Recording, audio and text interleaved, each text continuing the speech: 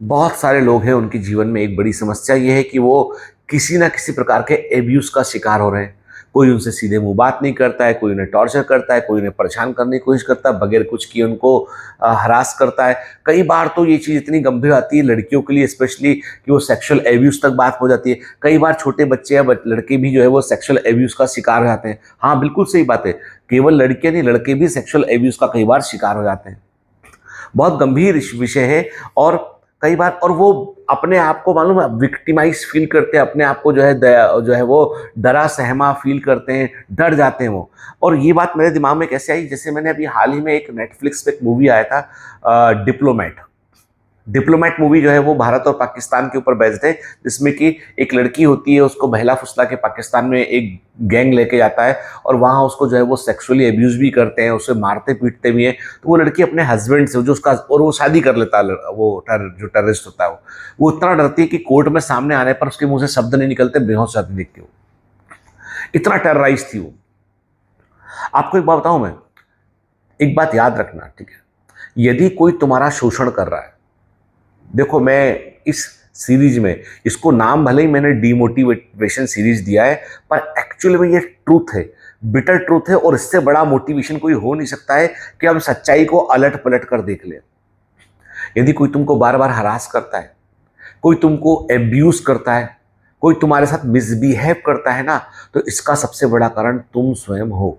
कोई नहीं बोलेगा। सब लोग बोलेंगे नहीं यार ऐसा है वैसा है फला, मैं बोलूंगा तुम हो।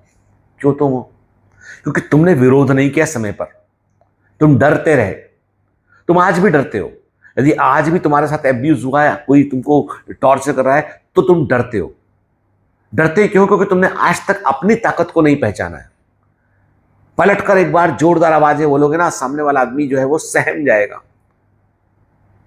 The best way to get away from abuse is revolt. Abuse से बाहर निकलने का तरीका आप रिवोल्ट कर दीजिए। आपको एक छोटा सा इंसिडेंस बताता हूँ कि एक सोसाइटी है, बड़ा सा कारपेट पार्क है हम लोग का। उस सोसाइटी का मैं one of the office wheeler हूँ। तो मेरे पास बहुत सारा दूसरा काम रहता है कि बिल्डिंग में क्या चल रहा है, कैसे हो गया, मतलब चूंकि बिल्डिंग बहुत बड़ा है, मतलब समझ लीजिए कि बिल्डिंग का जो मेंटेनेंस का जो जो उसका टर्नओवर है वो करोड़ों रुपए में आता है, ठीक है? तो उसको लिए बहुत ऑनेस्ट टाइप के लोग जो होते हैं, वो ऑफिस वेयर वो काम कर देख रहे होते हैं। छोटी बड़ी हर चीज़ का ध्यान रखना पड़ता है उसमें, है ना? तो 15 मिनट रोज का वो काम मेरा बढ़ जाता है। तो क्या है कि बीइंग ऑफिस वेयर लोग मुझसे कोऑर्डिनेट भी करते हैं। तो एक व्यक्ति है जो जो बहुत ही हमेशा जब भी बात करेंगे तो बड़े हार्श शब्दों में, टोन कसते हुए, बहुत गलत टोन में बात करेंगे। तो चूंकि वो काफ़ी 70-75 साल के हैं, बड़ी पोजीशन से रिटायर भी हैं, तो अभी हम लोग उसको चलो ठीक है व्यक्ति अवॉइड मार देते थे।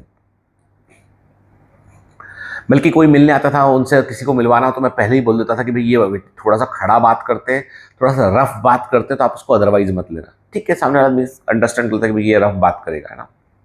एक दिन मुझे फ़ोन किया उन्होंने।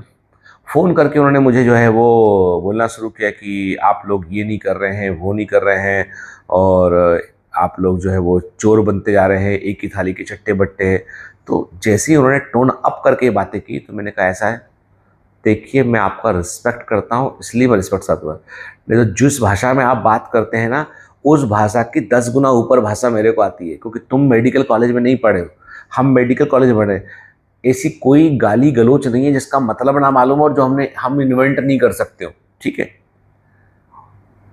बेटा मार मार भूत बना दूंगा मुझसे अगली बार इस टोन में बात की तो, ठीक है ना? इसलिए अगली बार मुझे फोन करने के पहले टोन डाउन करके बात करना और तमीज से बात करना, ठीक है? किससे बात कर रहा तेरे को पता नहीं अभी, ठीक है ना? जब तक तो मैंने उसी की भाषा में उसको 2 बार ठास दिया जमकर। मैंने एक शब्द मुंह से नहीं निकला, एक शब्द मुंह से निकला। मैंने कहा आइंदा सेक्रेटरी को फोन करना, स्टाफ को फोन करना, कोई ऑफिस वेयर का इश्यू है ग्रुप में डालना, team will handle it. Against में वोट करना अगले इलेक्शन में, लेकिन तमीज से बात करना है, याद रखना, ठीक है?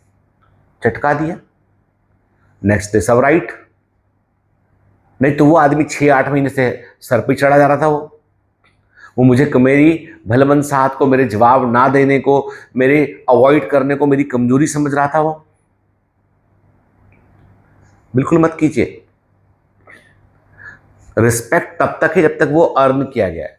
जहां वो लिमिट को क्रॉस करता है ना और पर्सनल टेरिटरी में आपको परेशान करता है, भूल जाइए। और यही प्रैक्टिकलिटी है। तुमको लगता है कि कोई तुमको अब्यूज करता है, कोई तुमसे दुर्व्यवहार कर सकता है, डोंट वरी। ऐसे लोग बहुत कायर होते हैं, ऐसे लोग बहुत डरपोक होते हैं, और डरपोक लोगों को डरा कर ही काम करवा सकते हैं आप, ठीक है। ये इतने चालाक चंट लोग हैं, बहुत डरपोक होते हैं। अलर्ट रहिए, सतर्क रहिए, लेकिन मुंह तोड़ जवाब दीजिए। दोबारा एब्यूज कोई व्यक्ति ना कर सके। तो इसलिए मैं हमेशा कहता हूं, जब ऐसी घटनाएं घटती है ना, तो जिम्मेदार व्यक्ति स्वयं है। तुम आगे से बेटा कोई तुम्हारे साथ में कुछ नहीं कर सकता गलत। तुम्हारे वजूद में कोई आता है मिलने के लिए, पापा बुलाते कि हमारी बेटी है, ये करे, आप अंदर से कप रहे होते हो, मुंह से शब्द नहीं निकलता है, नीचे सिर करके खड़े। अरे तुम कोई गाय बकरी हो क्या? आज के जमाने की लड़की हो, आज के जमाने के बच्चे हो। बात करेंगे, आंखों में आंखें डाल के बात करेंगे। चू चपड़ की तो वहीं जवाब देंगे। सच यही है। वो आदर्शवाद, वो सब हम्बलनेस की कोई शोषण ही कर ले आपका, काहे का हम्बलनेस हो। Be practical. जो रिस्पेक्ट देते हैं उनका रिस्पेक्ट कीजिए। आपसे भी कोई अच्छे से बात करता है, अच्छे से बात कीजिए। कोई लिमिट क्रॉस करता है, रोकिए, वही रोकिए, इमीडिएटली रोकिए, जोर से विरोध कीजिए। नहीं तो टसुए भाई कोने में जाइए, तकिए में मुंह छिपाइए, ओ क्या होगा उससे? अगली बार फिर होगा वही चीज। तो ओ दुनिया नहीं सुनती है। They need a proper answer. आई बात समझ में? चलो आज इतना ही काफी है। ये डिमोटिवेशन नहीं है एक्चुअली। मेरे कल अमर सर बोल रहे थे, सर जब से आपने इसका नाम डिमोटिवेशन रखा लोग कम देख रहे हैं। मैंने कहा कोई फर्क नहीं पड़ता, जो देख रहा है ना वो इंपॉर्टेंट है। ये डिमोटिवेशन नहीं है, ये मोटिवेशन का बाप है। ये मोटिवेशन का बाप है। सच्चाई को जानोगे, अंदर से अपने आप को स्ट्रांग करोगे, लड़ोगे ना, तो जीत जाओगे। All the best.